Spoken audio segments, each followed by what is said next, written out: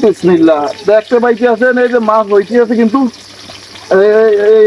দাদরা বাংলাদেশের মানুষ এখানে সূর্যের তাপে ডিম বেছে এখন মুই পাইছি দেখো আমি কই মাছ 1 ঘন্টা ধরে এই করইটা এখানে সূর্যের আলোতে রাখছি দেখা যাক তেল কতটা গরম হয়েছে এই কড়া মাছ হলুদ দিয়ে মাইকে নিছি এখন বিসমিল্লাহ কই ছাড়িয়ে দেয় যে হইবে কি হইবে না সূর্যের তেজ পট্টলি বেশি না অন্য জেলায় বেশি এখন দেখা যাক। বিসমিল্লাহ, দেখতে পাইতে আছেন এই যে মাছ হইতে আছে কিন্তু হইতেই আছে সূর্যের তেজ কিন্তু এক্সের পুরো।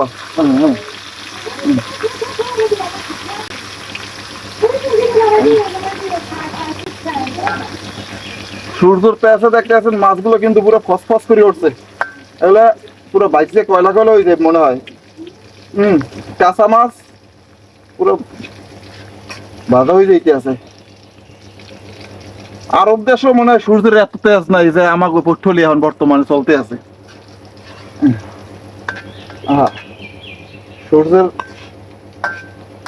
সূর্যের আলোতে মাছ বাজলাম, রেকর্ড ভাঙ্গে দিলাম, সবাই আন্ডা বাজছে আমি মাছ বেজে দেখাইলাম।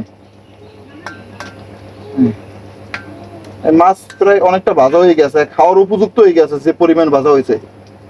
দেখতে পাইতেছেন কতখানি ভাজা হয়েছে, পুরো লাল হয়ে গেছে।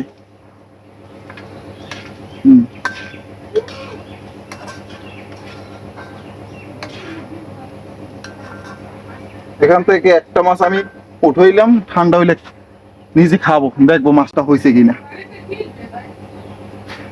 রৌদ্রের ঘাম আর গরমে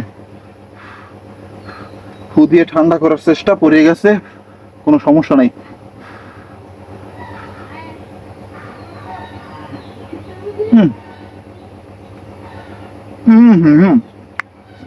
পুরো কড়কড়া ভাজা হয়েছে